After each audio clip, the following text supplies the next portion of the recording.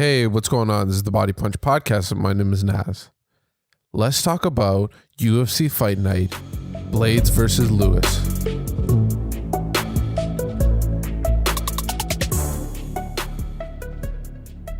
On February 20th, 2021, we got a fun night of fights. We got the UFC having their fight night. We saw Adrien Broner come back. I just want to quickly touch on that because I thought that was also interesting. And, I watched it right after the Curtis Blaydes and Derrick Lewis fight. I thought Broner looked good. He looked like the old Broner. People and the commentators included were looking for Adrien Broner to throw a lot more volume than he did in his past fights. It looked like after the 6th round, he came alive. He woke up. He started using that jab, which he's very well known for, and pieced up his opponent.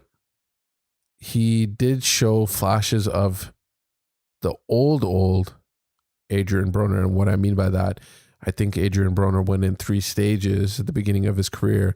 He was throwing a lot more volume. Then he became somewhat of a defensive fighter that didn't throw that much volume, but he was a very accurate puncher, like the commentary team and social media have been talking about. But Adrien Broner looked good to me. Is a very close fight. I mean, if that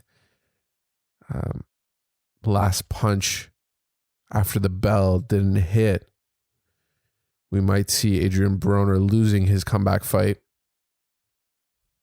But I think the real test for him comes after this fight. The betting community had him as a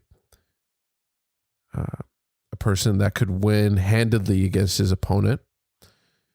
And I think the real test comes after this one for Adrien Broner. Will Adrien Broner not be in the headlines for the stuff that he was committing in the past? Will this win kind of jumpstart his career in a different direction? I think that is the question that we have to ask ourselves when it comes to Adrien Broner. There was also a fun night of fights on ESPN. We saw that amazing knockout. And then we got Derrick Lewis versus Curtis Blaydes. Man, how scary is Derrick Lewis? This guy comes in and just knocks Curtis Blaydes out in the 2nd round with this devastating uppercut, which he talked about in his post-fight press conference. And it was part of his game plan. That's the only thing he was waiting for, was for Curtis Blaydes to go for that takedown, and Derrick Lewis would counter him with that uppercut. At the beginning of the fight, I did notice some cupping near Derrick Lewis's shoulder. And I thought that was a bad sign. I mean, we saw it in the Adesanya fight where he saw on Borchinia's shin that he had some cupping in that area, and he pinpointed him. Usually when we see this kind of cupping or any sort of swelling in that area, in any area, you think to yourself that fighter has had some injury there. He's trying to fix something in that area. And Derrick Lewis even talked about it himself, that he wasn't able to get started before the fight. His body wasn't responding. He wasn't in the right frame of mind. And he's talked about this, and many fighters have talked about this, how this happens from time to time, where you see a fighter, they just aren't in the state of mind that they need to be before a fight. And this is what Derrick Lewis was talking about. But the difference between Derrick Lewis, and we've seen it in his past fights, is what he has tattooed on his chest. Knockout King. Can't be any truer for a fighter. Derrick Lewis has some powerful, powerful hands. And I think the commentary team, and especially Michael Bisping, brought up the point that it's not just brute force that's going into this. Albeit Derrick Lewis looked like he was in great shape. It looked like he was in some of the best shape of his career. But it's the speed that we see from Derrick Lewis. I think it was a couple fights ago, we saw him introduce head kicks, flying knees, him getting airborne, which is very unusual for a man of his size. The speed capability that he has, I think that's the real devastating factor that he implements in his fights. And I think many people are surprised on how fast he is. Right now, in this fight, we had the number 2 versus the number 4. And the reason why I bring this up is I think Curtis Blaydes felt like he had an ace in his back pocket. Meaning his wrestling would be the thing that would decide this fight. We've seen Derrick Lewis in the past pop up after being taken down, but we've also seen him, and I believe in the DC fight that he had, it really exposed some of his wrestling. And I'm talking about Derrick Lewis. He wasn't able to get it back up, and we're talking about him fighting a fighter who is an Olympic caliber wrestler, so we can kind of pump the brakes on that. But I still think that at that time, many people thought that they could use their wrestling just to take this guy down and the fight would be over. But we also know that Derrick Lewis has had lingering issues and injuries, which he's talked about multiple times. He's talked about his back multiple times and how it is an issue. So that might have been a factor in that fight, but I think Curtis Blaydes came into this one thinking that he had an ace in his back pocket. And it was funny because at the beginning of the fight, in round number 1, we didn't see much wrestling from Blaydes. We saw him standing and trading with Derrick Lewis, which is mentally a feat on its own, because how scary is it to go toe to toe with the guy that's on knockout streaks and history making stuff that he's doing? He's up there as one of the greatest knockout artists, not just in his weight class, which is the heavyweight division, which is known to have many knockouts, but he's getting up there in lists outside of the heavyweight division. And Curtis Blaydes tried to outstrike Derrick Lewis. And it was crazy because, like I said at the beginning of this podcast, Derrick Lewis said that he wasn't really all there mentally, and his body wasn't responding. And the one thing he remembered from his training, and the one thing he tried to implement the most out of everything he did, was that uppercut when Blaydes went to try and take Derrick Lewis down. We saw in the first round that he implemented that uppercut a couple times against Curtis Blaydes.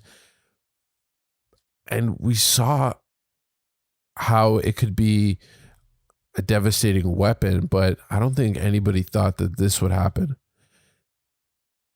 Curtis Blaydes was out cold and dropped. And even when we look at the replay, I'm sure he might have hit him on the chin, but it looked like it was more absorbed in the upper chest area, maybe even the neck, maybe a bit of the chin. But to have that kind of power and in that close of quarters, and Curtis Blaydes was going right. It was like he was going in front of the car accident. So after this fight, Derrick Lewis calls out Alistair Overeem, surprisingly. There's been a heated rivalry, I guess. And it's an interesting call out because you're going a little backwards. He also mentioned John Jones and Adesanya, who people are speculating Adesanya to move up in weight. John Jones has already announced, and Dana White has announced that John Jones will fight the winner of Stipe and Francis Ngannou. So we know that John Jones is 100% coming to the heavyweight division. Adesanya, he's still got to go through a big test on against the 205 champ. But then Derrick Lewis set his sights on Alistair Overeem, which is very surprising. Very surprising. I mean, it's a good matchup for Derrick Lewis, and I think it would be kind of silly if Alistair Overeem didn't take that fight, because he has lost a couple. He is on a losing streak. And this is kind of on a silver platter. If you beat Derrick Lewis, who just beat the number 2 guy, you jump up in the weight division. And Alistair Overeem's number 1 goal at this point in his career is to have that UFC belt wrapped around his waist. He's had many other belts in other organizations, but the UFC belt has eluded him somewhat, and that's his main goal. So I wouldn't see why Overeem wouldn't take this fight. Derrick Lewis just called him out, and the tactician that he has become might be an interesting test for Derrick Lewis. You know, I know that Overeem's been knocked out a couple times now, but we still got to understand that he is a very sophisticated striker, especially for that heavyweight division. So, and he's very cerebral when he's in that octagon. But Derrick Lewis is so scary. I've said it like maybe 3 times in this podcast now, but a guy that you could be completely dominating throughout the whole fight just has that button that he can press that just ends the fight automatically. And he just keeps on coming forward. I mean, in this fight, we saw Curtis Blaydes try and implement the leg kicks, and they were working. It looked like Derrick Lewis was skating at some points and slipping on ice. Curtis Blaydes looked like he was implementing it very well. And it might be the key to beating Derrick Lewis is to use those leg kicks. But even that, he kept on coming forward. He kept on charging forward. And this happens in every single Derrick Lewis fight, it seems like, where you think that he's losing, because at the beginning of the fight, Curtis Blaydes was standing with Derrick Lewis, which is an achievement on its own.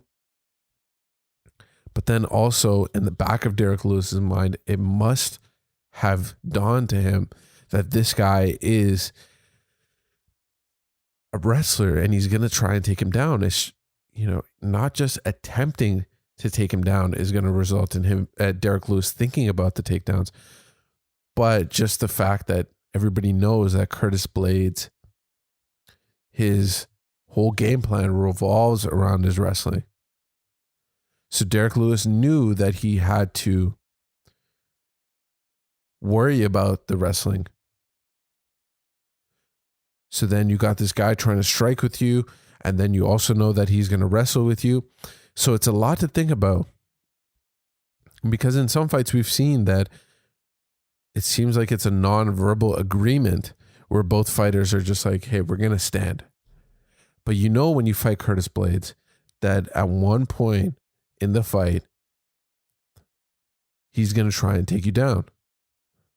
So Derrick Lewis had to think about that as well. And the power, I'm going to keep on harping about this. And I think Derrick Lewis is kind of getting tired of this as well. But the power, the speed that he shows to react, the fighter coming in like Derrick Lewis just showed us, is spectacular. And it looks like he's getting in better shape every time he fights. He looked great. I mean, Derrick Lewis, we've seen him come in past fights and he looked like he was a little bit overweight, but he looked great in this fight. But, and then the other thing I wanted to talk about was the fact that Derrick Lewis is getting to his advanced age. I believe he's around 36, which is unbelievable. He looks great for his age, but he is getting in the later stage of his career. So, aside from that, this guy looks like he's going to be a very, very scary person in this division.